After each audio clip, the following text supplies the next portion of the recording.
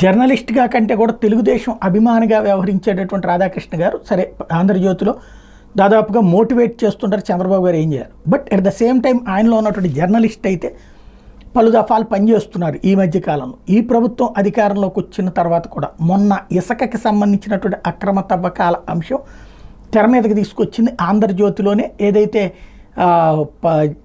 YCP హయాంలో 18,000 అయితే ఇప్పుడు 20,000, అక్కడ లోకల్ లీడర్కి 12,500 వెళ్తేనే అసలు బిల్లు 4,500 కావాల్సి ఉంటాయి అన్నటువంటిది ఆంధ్రజ్యోతినే రాసుకొచ్చింది.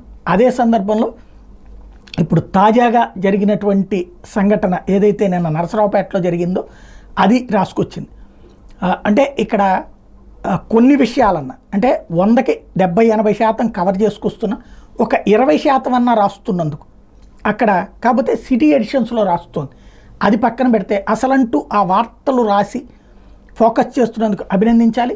మంచిని మంచిగా చెడుని చెడుగా పూర్తిగా రాయగలిగితే ఇంకా బ్యాలెన్స్డ్గా ఉంటుంది. మంచి చేసినప్పుడు అభినందించాలి, జ్యోతిని విషయంలో అభినందించాలి.